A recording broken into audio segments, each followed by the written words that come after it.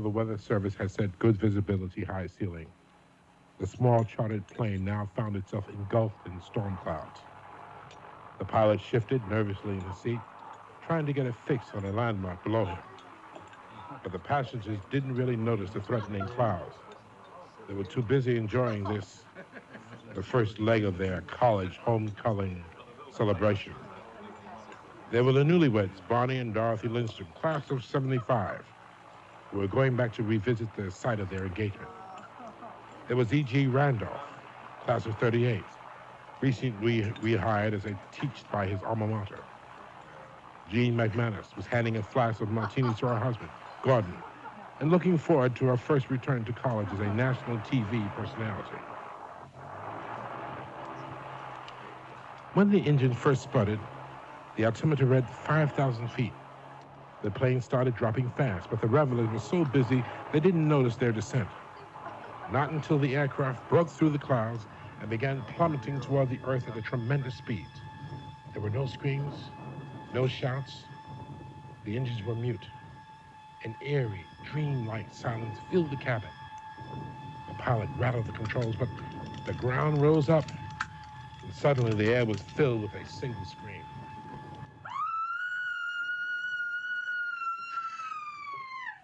The plane sits on the desert sands completely still.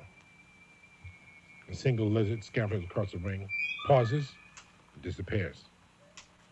Philosophers have often asked, if a tree falls in the forest and no one is there to hear it, does it make a noise? Well, we might ask this question tonight. If a plane crashes in the desert and there's no one there to see it, did the crash really happen? My name is Yaphet Kotto, and in the next half hour, our 6 travelers will learn the answer to this question.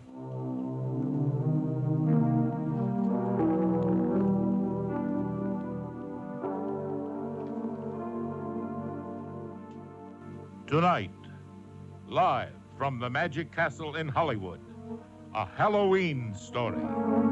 Starring John Carradine, John Clark, John Houseman, Casey Kasem, Gene Kasem, June Lockhart, Gary Owens, Lynn Redgrave, and our host, Yaphet Kotto.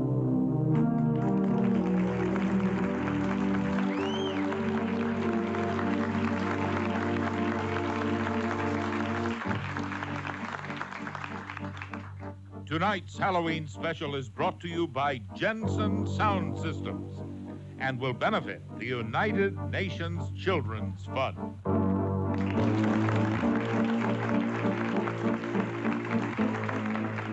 Good evening. This is Marvin Miller. Our distinguished all-star cast is assembled on the Palace of Mystery stage here at Hollywood's famous Magic Castle. The desert at dusk. The full moon is out early this evening. Not surprising. After all, it's All Hallows Eve. There would be no sound at all if it weren't for the shuffling footsteps of 6 battered travelers, still in shock from their harrowing experience. They've been walking now for several hours, and shock has turned to worry. If at this moment you ask any one of them if this were real or grotesque nightmare, not one of them could answer you.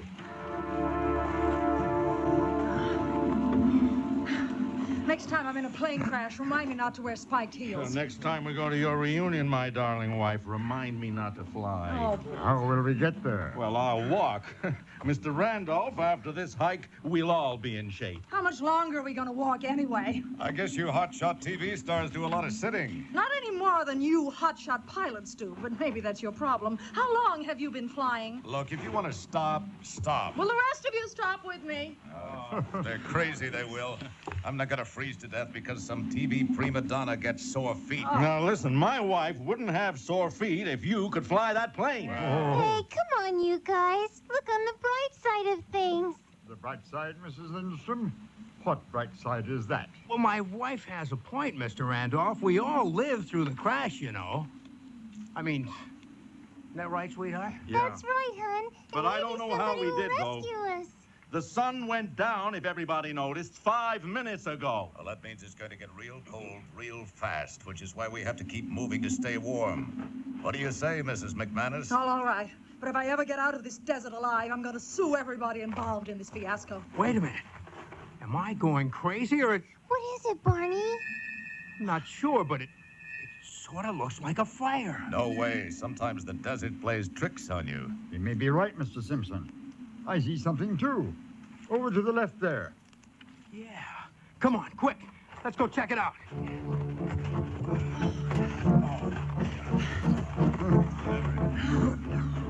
Oh, my God, there is a fire. And a person. No, 2 people. That's impossible. We're in the middle of nowhere. Over here. Come over. Warm yourself. Ah. Well, let me shake your hand, mister. It's the only part of me that's not numb. You'll never know what a godsend you are to us. My name is Jean McManus. I'm Bartholomew Kingsley, and this is my wife, Sibella. Oh, thank you, everybody here. Come on now, huddle around our fire. We've some coffee. Oh, wonderful. I'd love a cup. I'm freezing. Now, what in the world are you all doing out here? I guess we could ask the same question of you. Certainly. Sibella and I are from the University of New Mexico. We are naturalists. This is one of the 2 places on Earth to observe a certain species of desert wildlife. It's known as Please the... don't bore them, dear. The fact is we'll be out here for a while yet. Oh, well, we were hoping you could give us a lift back to civilization. Oh, I'm sorry, we don't have any transportation. And there aren't actually any roads anyway. That's why it's an ideal spot to observe nature. Well, then how did you get? Helicopter.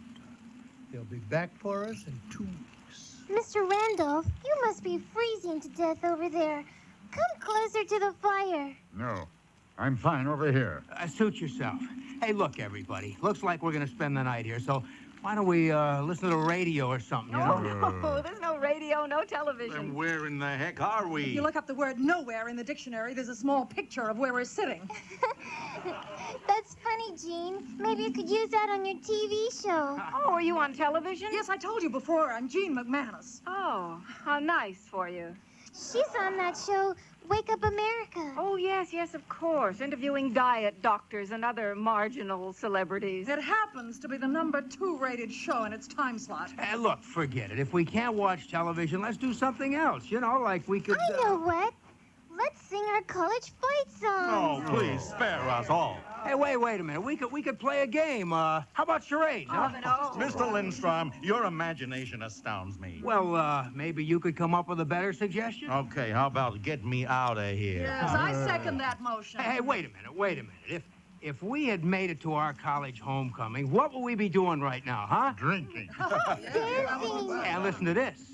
Since it's always on Halloween weekend, we'd be listening to scary stories at midnight. That's right. It is Halloween. I forgot.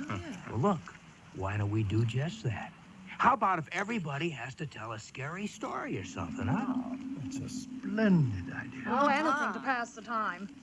How about this? Just to make it even more interesting, I suggest we specify that all the stories must be absolutely true. Ooh, great. True stories are always the scariest. Okay, Barney, then why don't you go first? I gotta think of one. Why don't you go first, Gordon? Tell us a true horror story. Wouldn't your marriage qualify? Well, that's nothing compared to flying with you. Yes, I agree. I wonder if this qualifies. Now, this didn't actually happen to me, but many years ago when I was teaching, a close friend of mine lived through something that was quite fascinating. Hey, yeah, sure, that's okay, Mr. Randolph. Let's hear it. Yes, by all means. All right. Let's see if I remember correctly. Ah, yes. He told me it all began one night when his wife shouted at him from another room. She'd been ill for some time, you see, and he... Edgar! Edgar! Edgar! Edgar! Edgar! Oh, no, I mean right now. It's time to take my medicine, and Roger needs her dinner. Yes, Oh, dear. don't patronize me. I can't go to sleep without my medicine. I certainly can't go to sleep with that incessant hammering going on down there. Just be patient, dearest. I'll be up there momentarily. You know I've been sick. I cannot be expected to... Edgar. Oh. Hello, Priscilla. What are you doing?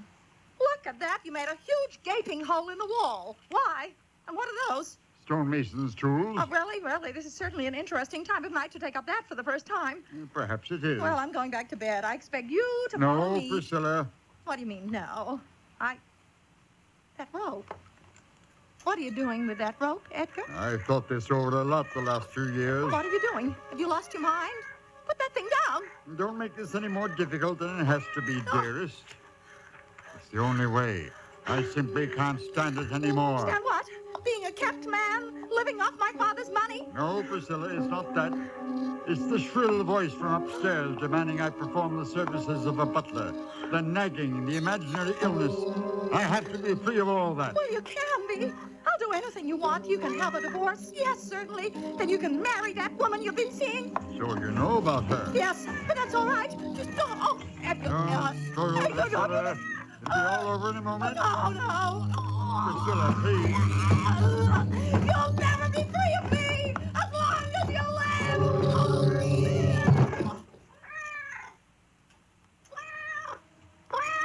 Roger the cat saw everything with her yellow eyes. It saw him put Priscilla's body inside the wall, plaster the wall, and cover over the plaster with the exact same wallpaper the rest of the house was papered with. Now, all my friend had to do was report to the police that Priscilla was missing.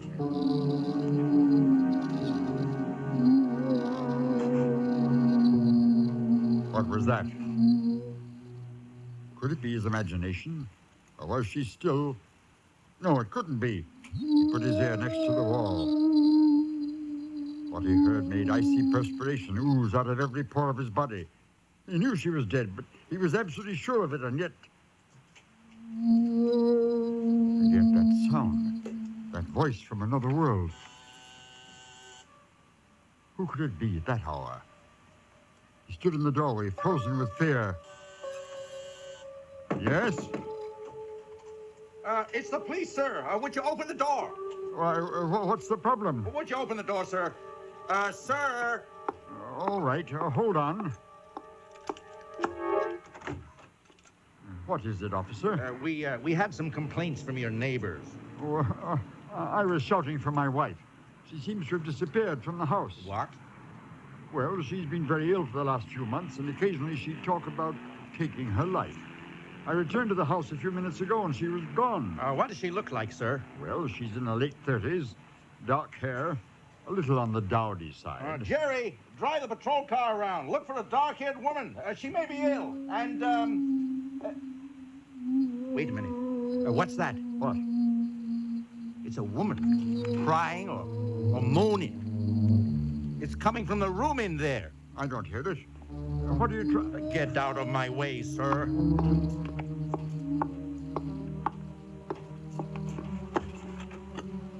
Well, I'll be darned. Well, would you look at that? Oh, my God. The cat is going berserk, scratching at the wall. Stop it, Roger. Stop it. It's all right, officer. I'm afraid she misses my wife. She's very fond of her. I'll walk around the neighborhood, sir. And in the meantime, if she shows up, you call us. Thank you, officer. Thank you. Was she alive inside that wall? She couldn't be. And yet that constant crying. He sat up in the rocking chair listening to it. All the long night till daybreak. And then it stopped. Silence. It was wonderful. What? Where am I? Oh, I'll be there in a second.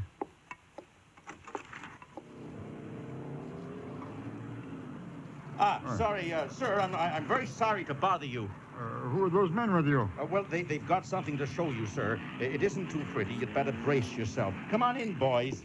Yes, certainly. Put it down there.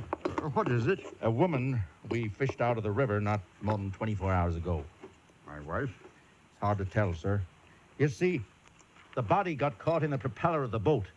We need someone who knew the deceased. Pull back the sheet, Jerry. Is it your wife? Priscilla. Yes. There's no need to go downtown, sir.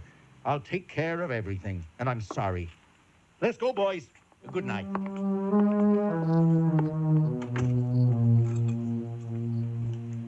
He knew he could never chance leaving that house, not for a second. He never did. He'd just sit there in his rocking chair listening.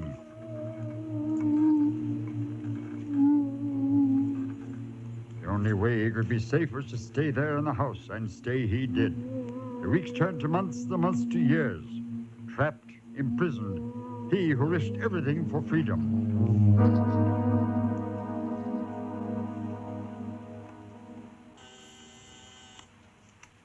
Yes, may I help you? Good day, sir. I'm Mr. Kirkland from the bank. Is there some problem? I'm afraid so. It seems you've overdrawn your account, sir. It appears the money your wife left you is all gone. Gone? In so short a time? Sir, your wife has been dead for 40 years now. 40? It seems like only yesterday. I know a way you could raise some $250,000. $250,000? How? By selling this house. What? The lot has become very valuable, you know. One of our clients wants to build a high-rise here. No, that's impossible. Be reasonable, sir. Get out. Leave me alone. Get out. I'm not starving. I don't need it. Very well. Good day.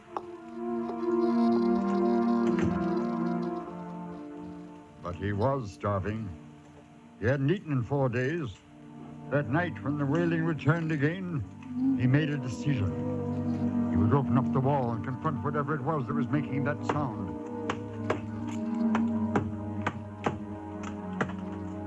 And that's what he did. It only took a few minutes, and finally, when there was an opening large enough for him to peer into, he saw the decayed corpse of a woman dead 40 years. As he stared at the pile of cloth and rotted flesh, that horrible wailing that had pervaded his life for so long continued. But how? Why? Then he saw it. The source of the sound that had made him a prisoner of his own home. There it was, just above and to the right of the body. A tiny hole he'd made when he first broke through the wall. And it was the sound of the wind rushing through it that actually made the unearthly sound he'd been hearing all this time. He reached in and placed his finger over the tiny opening in the wall. The sound suddenly, finally ceased. Only to begin again when he removed his finger.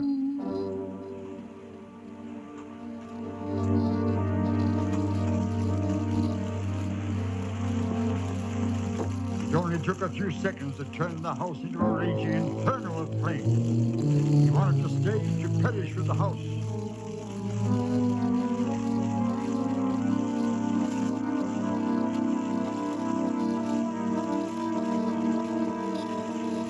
But even that freedom was denied him. They rescued him, brought him to a hospital, and later when he awoke and asked the question... No, sir. Nothing was found among the ashes. Everything was burned to a fine powder. If only he'd set the fire 40 years before. But no matter. What's done is done. And the fact that he wasted all those years is just something with which he must live. And something with which he'll die.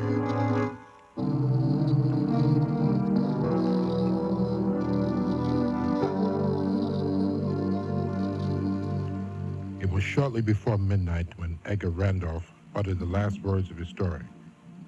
Within inches of the now flickering lamp fire, desperately drawing on its waning warmth, they were silent.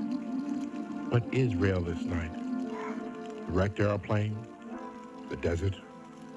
The strange story they had just heard? But they couldn't see it. Nor could they see that the storyteller still sat apart from them, away from the fire.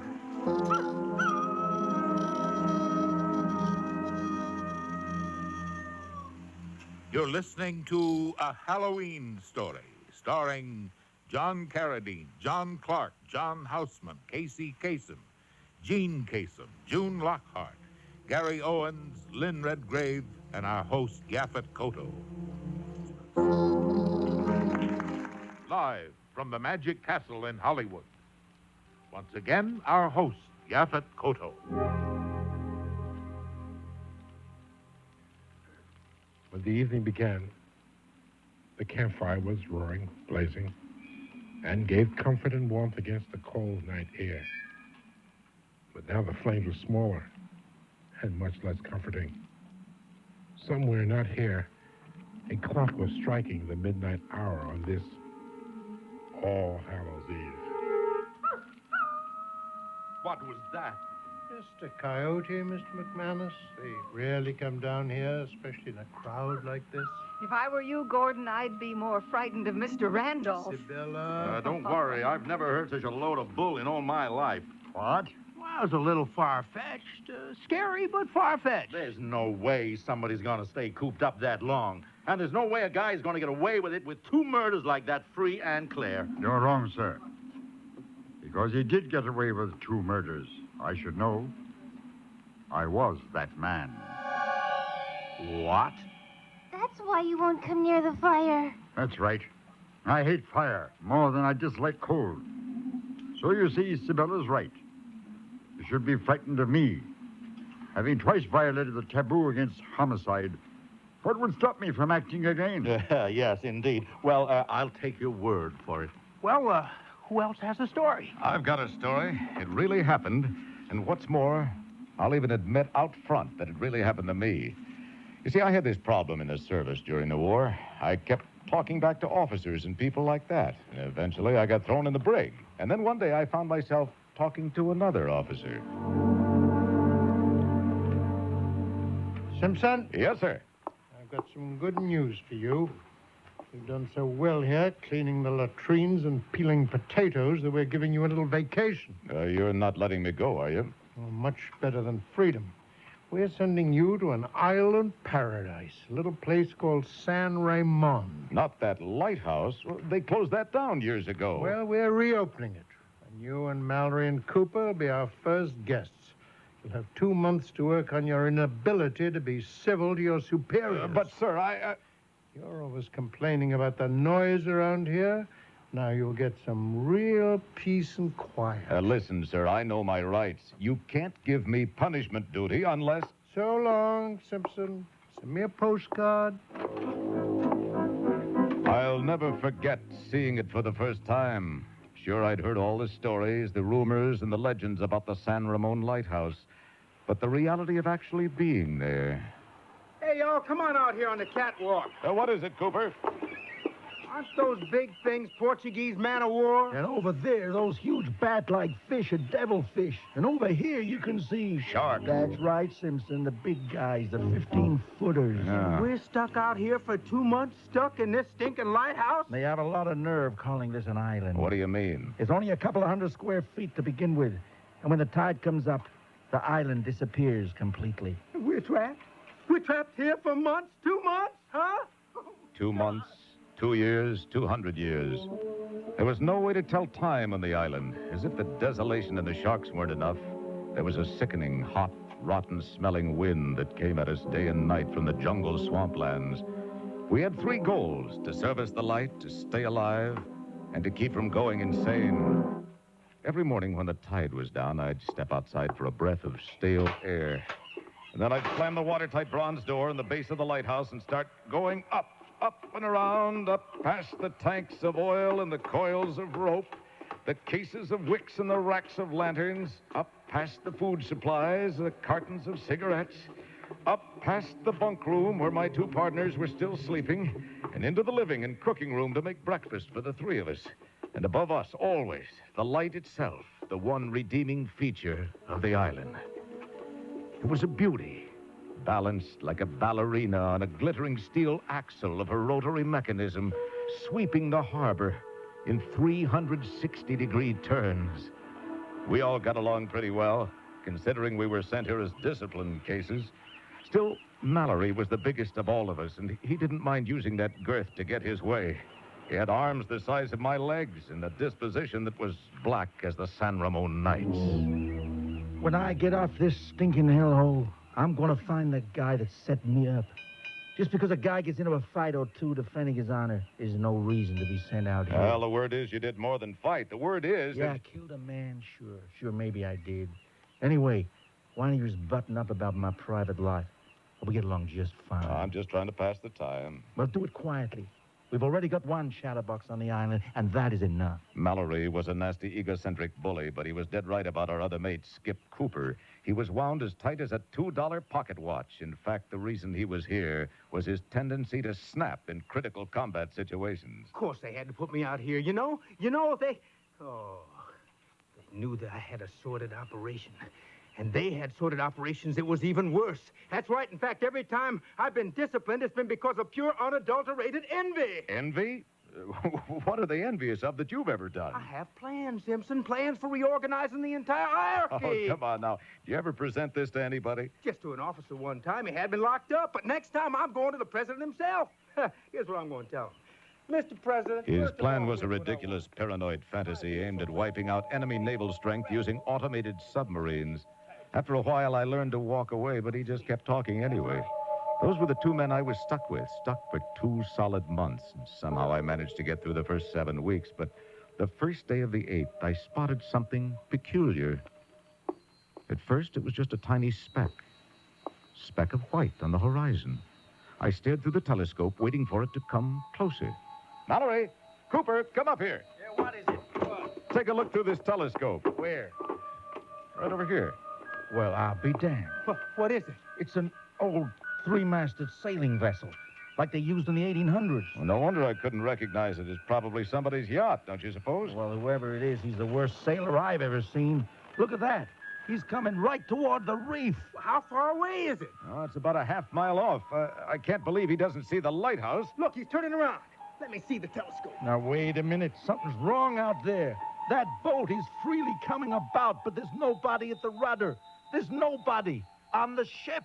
You mean it's derelict? That's exactly what I mean. But that's $500,000 worth of boat. Why would they abandon something like that? Give me that telescope again. None of us could figure it out. Now, wait a minute. Hold on. All that night, we stayed up and watched the 3-masted craft being tossed about on the waves, not moving closer, not moving farther out, just endlessly turning under the sweep of the uncaring, one-eyed god above us. It wasn't until dawn that the ship started toward the rocks again. Cooper, put out the light. Now the sun is up, and maybe we can see if anyone's on board. Oh my God. What's the matter? What is it? Here, look for yourself. I put my eye to the glass. My breath froze in my throat. The deck of the ship was moving. There was a thick brown carpet undulating up and down like a hyperactive fungus. Only it wasn't a fungus. I turned the scope on the mast, the bow, the life preservers. No matter where I looked, there were hundreds, thousands, millions. Who knows how many rats. Rats! Now we know why she's a derelict. Nothing on board but rats. They swim, they eat anything. I've seen them as big as jackrabbits. No, turn back. Go on back. Please, go back. Such luck, my talkative friend. The ship is coming right toward us. Right for that boulder. Turn! Turn! She's cracked up. She's cracked up, and that's not all. The rats, they're swimming to shore. Oh, the door down below is open. Well, get it quick. Come on, Come on. Here we go. Here we are. We leaped down the stairs faster than I thought possible, taking steps 3 and 4 at a time. By the time we got to the ground floor, we could see and hear them. Quick, close it tight. It's stuck. Help me. Push harder. We made it. No, one got in. Quick, get him. Get him. Get that knife over there. Mallory was right. If anything, he'd underestimated the size of the rats. This one was as big as a tomcat. It had jagged yellow teeth and wild red eyes. It was out of its mind with hunger. It leaped up at Mallory, who hit it with a mop handle and stunned it. I moved in for the kill. Well, we got it. Now, quick, let's get upstairs. Let's check the windows. Maybe they can climb. We clambered up the stairs, and with each flight, that sickening feeling in the pit of my stomach got deeper and deeper and deeper. For at every single window, there was a thick curtain of brown fur. Look! They were so tightly bunched, they blocked the light out. We got back up to the tower. And yes, the entire 360-degree panorama was now completely covered by rats. No, make them go away. Make them go away. Get up, chicken. This This ain't no time for whimpering. Leave him be. There's nothing we can do now. The air was thick, fetid with the smell of them. The only light we were getting was a dark brown haze. The light of the sun filtered through their thousands of bodies which clung to the glass like hideous brown barnacles on a ship's bottom. They're noisy little fellas, aren't they? Yeah, they were noisy. They screamed and howled and threw themselves against the glass. We sat there in a stupor of despair, waiting for who knows what. Cooper was getting very near his breaking point. Go away. Go away. They won't go away. Why not? Not until they've been fed. Oh, no. Oh, no. And so we waited, contemplating the horror hour after hour. And something funny happened. I guess you can only take so much because pretty soon we got used to it. It became fascinating to watch the rats. Hey, they can't understand the glass, you know? No matter how hard they try, they just can't figure out why they can't get through this invisible shield and get to us. Tide's coming up. No big deal. It is to those rats down there. There must be 10,000 of them on the rock. And every one of them can swim for hours. No, you can't drown a ship's rat. Never. We lay there numb, bathed in a soft-filtered red light. Sunset through the rats. Let's go below, Cooper. Simpson, you take first watch. Why should I go below? There's nothing there. There's no way out. It's all part of a plan. They sent that ship to make it look like an accident. I'll never go. Okay, help me with his feet, would you? I'll see you in 8 hours. It was dark now, so I started the light. It drove the rats crazy. They'd hiss and whine and twitch when it swept by. It blinded them, and their eyes flamed red as it passed over their huddled bodies. That was scary, but not as scary as what I saw on the dark side of the lighthouse. Eyes. Thousands of points of blank red eyes staring in at me, twinkling like the stars of hell. I didn't want to turn my back on them, any of them, but you can't help it when you're stationed in a round glass room. The next morning, Cooper must have thought that Mallory and I had lost our minds. We were playing with the rats. That's right, playing with them. What are you doing? We would get as close as we could to the glass and make faces at the rats, stick our tongues out at them, and they'd scratch and claw to get at us. It would drive them crazy. Now, don't do that. Don't do that. Then Mallory took our little game a step farther. Hey, watch this. Look, I'll just take this piece of bread and I'll put it on the glass, right? All right. Now, there we go. Look at them. They're bunching up. Okay, yeah. Hey, have some more. Give them a whole slice. Yeah, have a whole slice. They formed a huge knot of rats, and when the knot got big enough, it would fall off the window 110 feet into the sea below us. Look at that, those sharks. Now they're getting them. I never thought I'd say this, but the sharks are helping us up here. We both turned around to see what Cooper was doing. He was standing against the window, spread-eagling his body against the glass. Cooper! Suddenly, he leaped back. Look! The rats had bunched up to get at him, forming a grotesque silhouette. Ladies and gentlemen, my portrait in rats! Rats! Rats! This kind of thing went on all day long, until finally I just couldn't take it anymore. I was half dead with the mental exhaustion of trying to stay alive. I dragged myself down to my bunk, about to drop off, when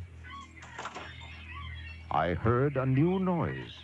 I went downstairs, and I saw it. One of the window panes was sagging in. Oh, my God! The rats must have eaten through the wood on the outside of the glass! Mallory! Cooper! What is it? What's wrong? Look at the window! They'll be in here any second! Quick! Stop the trap door shut! Here we are! Okay, I've got it!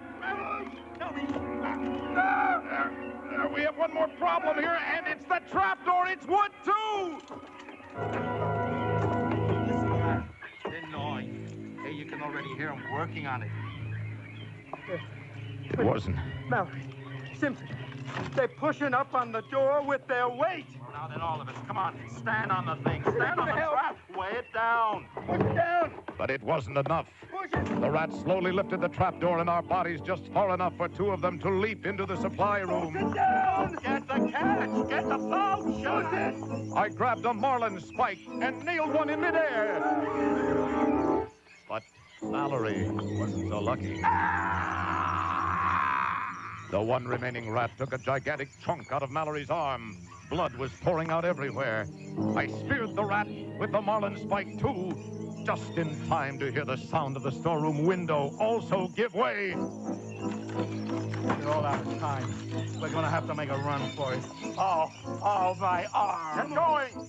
We raced on, shoved the next trapdoor, also made of wood. We could hear the rats below. They'd already defeated the last trapdoor, and we knew they'd be through this one in no time. I gotta lay down. No time for that. Come on with me. Here we go. Up in My arm. The blood. We could see the rats coming through the second trapdoor even as we threw the third one, the one to the tower. This one made of steel. Oh, safe. Safe to die. Mallory plopped himself down against the wall and stared at his ravaged arm. Cooper? Well, he was huddled over in another part of the room, talking softly to himself. And down below us, the rats. We could hear them fighting over our food supplies. The ones on the window didn't move at all. They were waiting for another meal. And I had a feeling they might not have long to wait. Mallory was unconscious. Now it was just me and Cooper. I rolled over and fought to clear my head when I saw Cooper standing near the window. What was he doing? He had a wrench in his hand, and he was tapping at the glass. Not quite hard enough to break it, but almost. Would you like to come in, No, huh? no, Cooper! There's no point in us going on. Maybe we better just let him in or something. Oh!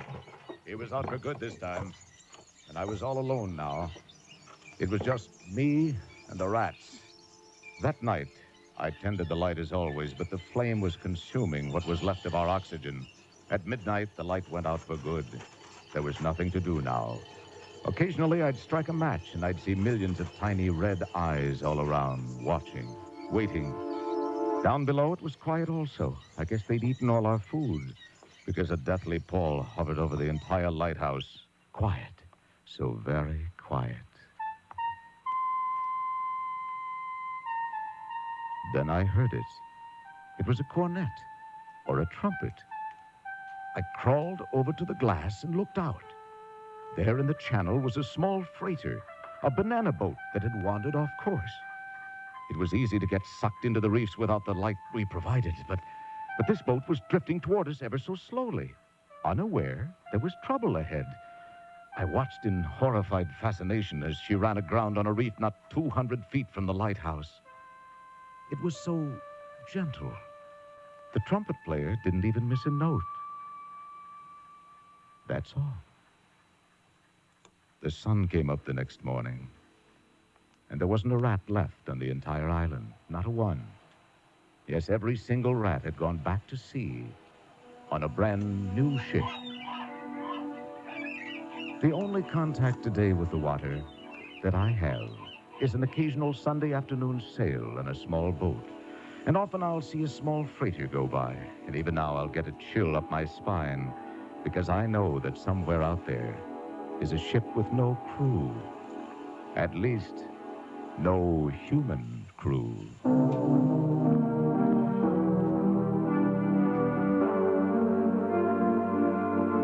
In a moment, the conclusion of A Halloween Story, coming to you live from the Magic Castle in Hollywood.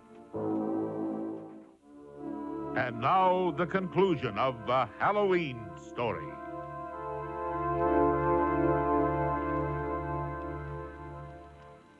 Now the desert fire is almost gone.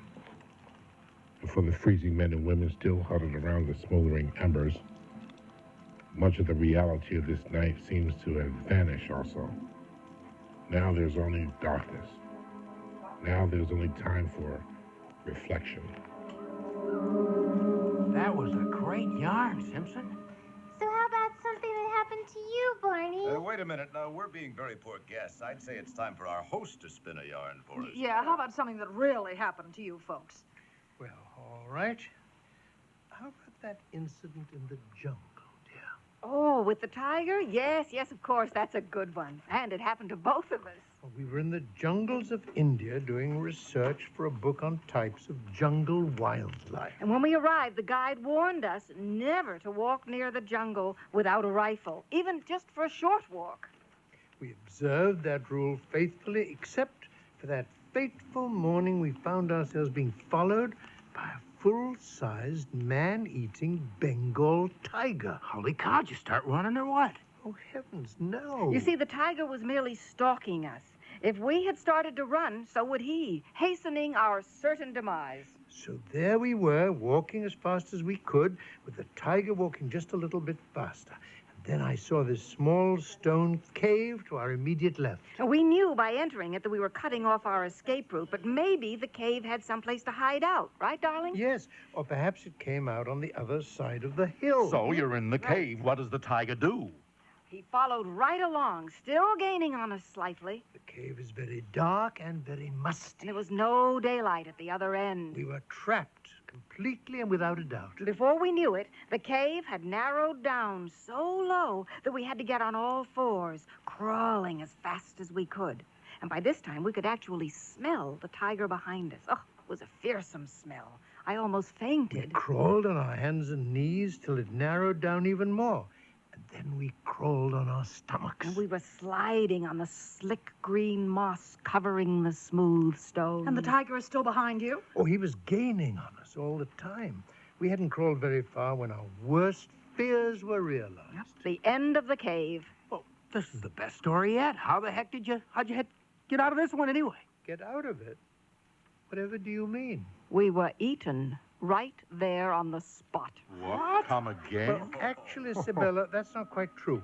He did drag your body back to his lair and munch on it for a while. Oh, yes, of course. You're absolutely right. Forgive me, dear. How silly of me. Hold on Quite all right, just my a dear. second. Slow down. Now, if that's true, then you wouldn't be here, right? Unless you're, dead or something. I guess it's time to tell them, dear. Go ahead. Bartholomew and I are very pleased to welcome you all. Of course, the plane crash. What do you mean? Then it was no coincidence, our finding you here? Of course not. You see, we were sent here to welcome you to your final home. Home? Hey, what do you mean? Where? I mean here, Mr. Lindstrom. Would you care Here. for a little more coffee?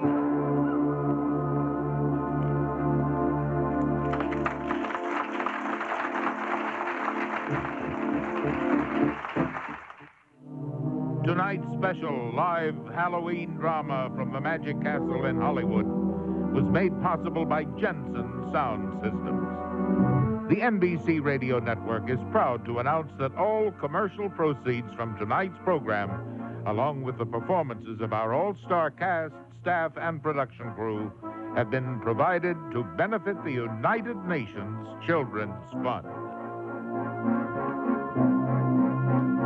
A Halloween Story was written by Richard Proctor and starred John Carradine, John Clark, John Houseman, Casey Kasem, Gene Kasem, Marvin Miller, June Lockhart, Gary Owens, Lynn Redgrave, and your host, Yaphet Kotto. Music for this live drama was scored and played by Ray Calcord. Sound effects by Bill Brownell and Bob Mott. Network engineers, Bruce Briggs and Tom Pearson. Technical director, Stuart Sloke. Audio assistants, Andre Groton and Norman T. Balone. The associate director for this drama was Christine Coyle. The associate producer, Gene Frost. And for NBC Radio, Maury Trumbull, director of programs. The entire production was under the direction of Richard Orkin and was produced by Jeffrey Sudikoff for the NBC Radio Network. I'm Rod Roddy, wishing you all a happy Halloween.